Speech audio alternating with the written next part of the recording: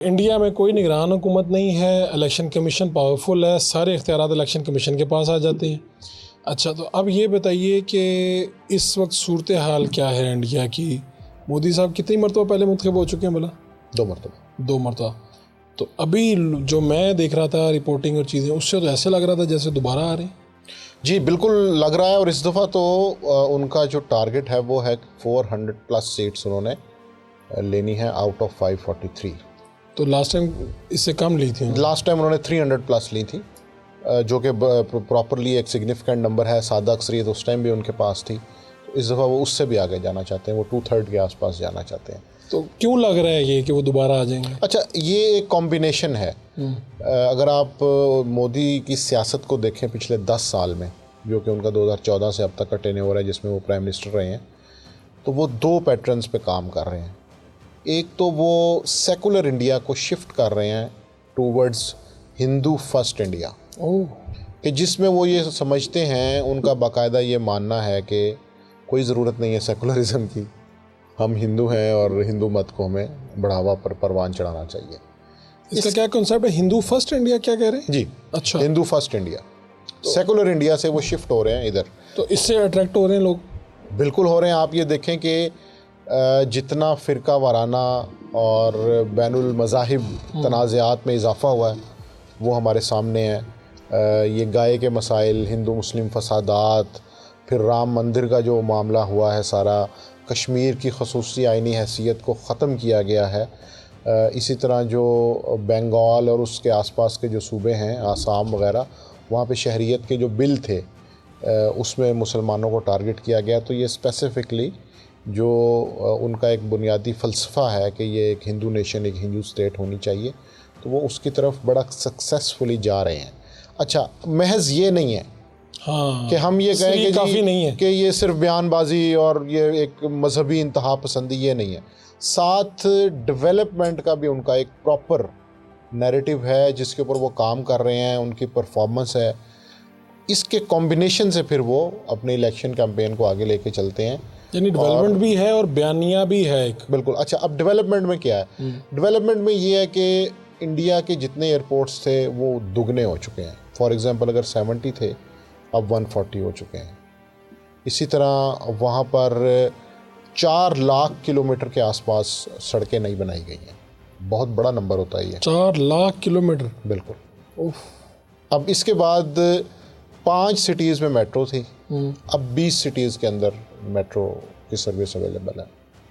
सो ये इस तरह की जो चीज़ें हैं वो फिर आवाम को अट्रैक्ट करती हैं। साथ आप फिर जिसको हम पाकिस्तान में इस्लामी टच कहते हैं, तो वहाँ पे जब हिंदू टच आता है, हिंदू टच, मजहबी टच, मजहबी टच, तो जब मजहबी टच आता है और साथ डेवलपमेंट आती है, तो वो सारी की सारी चीज़ें, तो लोग कह रहे हैं मज़हब से भी जोड़ा है और आगे भी बढ़ रहे हैं। बिल्कुल। तो ये हमने पाकिस्तान में भी ये मसला देखा है और इंडिया में भी देख रहे हैं। क्या मसला है कि मौरूसी सियासत पे तनकीद होती है, पाकिस्तान में भी होती है और उधर भी होती है। अब उधर क्या हुआ है कि गांधीज़ की जो पॉलिटिक्स है उसको बतौर ख़ास बीजेपी ने टारगेट किया है कि देखें जी, फैमिली पॉलिटिक्स है, ख़ानदान चला आ रहा है इतने साल से, तो ये नहीं होना चाहिए। अब उसके मुकाबले में जो लीडर आया है, जो पॉपुलर लीडर है नरेंद्र मोदी, अब उनके अपने मसाइल हैं। इसी तरह पाकिस्तान में मियाँ नवाज शरीफ हैं, भुट्टो फैमिली है, इनके ऊपर तनकीद होती है, लेकिन उनके बदले उनके सामने जो इमरान खान साहब आए हैं उनके अपने मसाइल हैं। तो यानी वहाँ के इंडिया के इमरान खान इस टाइम नरेंद्र मोदी हैं? कहा जा सकता है, क्योंकि वो जो पॉपुलर वेव है ना, वो उनके साथ है, कल्ट वाला सीन है। हाँ बिल्कुल, जला दो, गिरा दो, उड़ा दो, वो सारे मसाइल। अच्छा, मैं कई वीडियोस देख रहा था जिसमें वो कह रहे थे ये हमारे भगवान के रूप में आए हैं, ये वो, तो सादा लफ्ज़ों में तो यही कह रहे थे ना, खुदा का रूप आ गया कोई यहाँ पे, यही था ना। तो मुझे लगा कि कोई इसी तरह का कोई कल्ट है जो यहाँ पे भी हमें थोड़ा कम ज़रा शिद्दत से नज़र आता है, लेकिन वहाँ पर बहुत ज़्यादा है। बिल्कुल है। वो जिस तरह हम ये बात कर रहे हैं ना कि उन्होंने ये 3-4 चीज़ों पे बहुत फोकस किया। एक तो राम मंदिर का जो मसला था वो उन्होंने हल किया और उसको अपने फेवर में हल किया। ये नहीं कि उसके अंदर कोई मुसलमानों के लिए या कोई और चीज़ उसमें सामने आई। राम मंदिर का मसला अपनी फेवर में हल किया।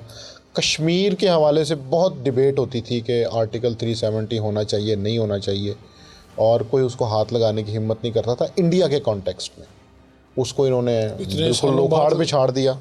उस पे बल्कि एक बड़ी ज़बरदस्त मूवी बनाई जिसमें पूरा प्रोपेगेंडा करके दिखाया गया कि असल में तो ये गलतफहमी थी, जिसको ठीक किया गया कागजात का हेरफेर था जो छुपा हुआ था, जिसे हुकूमत ने और चंद लाइक अफसरान ने ठीक कर दिया है। अब हालत ये है कि वहाँ पर कश्मीर में बीजेपी का कोई कैंडिडेट नहीं है, क्योंकि उनको पता है मुज़ाहमत होगी।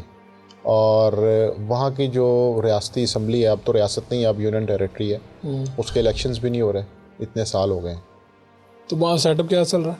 बस गवर्नरशिप के जरिए वो चीज़ें चला रहे हैं। गवर्नरशिप तो बीजेपी ने अपॉइंट किया हुआ ना। बिल्कुल की हुई है। कहने का मतलब ये है कि आप को जहाँ पे डेमोक्रेसी चाहिए वहाँ पे तो आप ले आते हैं, बट जहाँ पे आपने कुछ थोड़ा टाइट करना है और आपको पता है कि यहाँ पे डेमोक्रेसी से हमें वो रिजल्ट्स नहीं मिलेंगे, तो वहाँ पे आप उसको सस्पेंड भी कर नहीं, अगर ये यूनिट की हैसियत होगी तो फिर तो इसी तरह जिस तरह अगर ऐसा हो गया तो इंडियन इंतखाबात हो रहे हैं उसी तरह ही वहाँ पे इंतखाबात होने चाहिए। जी नहीं, वो तो हो रहे हैं, बिल्कुल अगर हो रहे हैं। उन्हीं की बात को माना जाए कि जो उन्होंने खुद की है, जो 6 सीट्स हैं वहाँ पे 3 वादी की हैं, 2 जम्मू की हैं, 1 लद्दाख की है, वहाँ पे तो इलेक्शंस हो रहे हैं, बट लेकिन बीजेपी का कैंडिडेट नहीं है वहाँ पे। तो बीजेपी ने अपने कैंडिडेट दिए ही नहीं सिरे से। दिया ही नहीं। अच्छा, बीजेपी की ने एक और जो चीज़ की है जो बड़ी इंपॉर्टेंट है, जिसको देखना चाहिए कि मुसलमानों का वोट बड़ा इंपॉर्टेंट होता है। यूपी में, कश्मीर में, बाकी सूबों में, बिहार में, बंगाल में इम्पॉर्टेंट है, वहाँ की सबसे बड़ी अक़लियत है, करोड़ों में उनका वो वोट है। बीजेपी ने टाइम टू टाइम इस चीज़ को माइनस कर दिया है। 2014 में बीजेपी ने 7 मुसलमान कैंडिडेट खड़े किए पूरे इंडिया में, फिर 2019 में 6 कैंडिडेट खड़े किए। यानी वो जो अपना नारा लगा रहे थे उसको सच भी साबित कर रहे हैं, उसको प्रैक्टिकली इम्प्लीमेंट कर रहे हैं। और वो ये कहते हैं कि अगर किसी कॉन्स्टिट्यूंसी में 30% 40% मुस्लिम वोट है तो ठीक है, हमें उसकी ज़रूरत ही नहीं है, हम ऐसे ही जीतेंगे, हम ऐसे जीत जाएंगे। इस वक्त मुसलमान आबादी कितनी है इंडिया में पूरी? तकरीबन कुछ 17 करोड़ से ज़्यादा है। इतने नंबर तो बहुत बड़ा है वोटर्स का। तो ये वोटर या तो इत्तेहाद नहीं होगा इस वोटर का। अच्छा, उसमें होता ये है कि मुस्लिम वोटर्स के हवाले से भी बड़े वहाँ पे मिथ्स हैं। बिल्कुल यूपी के अंदर, उत्तर प्रदेश के अंदर कई पार्टीज़ उनको बाकायदा तवज्जो देती हैं, उनके कैंडिडेट्स लेके आते हैं और उनके ऊपर प्रॉपर काम करते हैं वो। लेकिन इसके साथ साथ ये ओवरऑल इंडिया में ट्रेंड कम हो रहा है कि मुस्लिम कैंडिडेट्स कम आ रहे हैं पॉलिटिकल पार्टीज़ में, उनकी तादाद कम हो रही है। हमने अगर आप हिस्ट्री देखें तो 1980 में मेरा ख्याल है 49-50 के करीब लोकसभा में मुसलमान पहुंचे थे, मुस्लिम कैंडिडेट्स। उसके बाद कम होते गए? उसके बाद कम होते गए। तो इसका वजह क्या है? मुसलमानों में क़यादत नहीं आ रही या जो भारतीय हैं वो आहिस्ता आहिस्ता उनको वैसे ही थोड़ा सा पीछे धकेल रहे हैं? देखिए, दोनों इसमें चीज़ें बिल्कुल इम्पॉर्टेंट है। एक तो ये कि एज ए मुस्लिम माइनॉरिटी उनको जिस तरह से प्रोटेक्शन चाहिए थी वो नहीं मिल रही। दूसरा ये कि उनकी अपनी एक पर्सनल एफर्ट जो होनी चाहिए थी, शायद उसमें भी कमी है। तो वो दोनों चीज़ों का कॉम्बिनेशन बन जाता है। तो फिर अभी इस दफ़ा बीजेपी का एक कैंडिडेट जो है वो केरला से वो मुसलमान है, और एक उनका जो बिहार में उनकी जो इत्तेहादी जमात है, जनता दल यूनाइटेड, नीतीश कुमार की जो पार्टी है, एक टिकट उन्होंने दिया।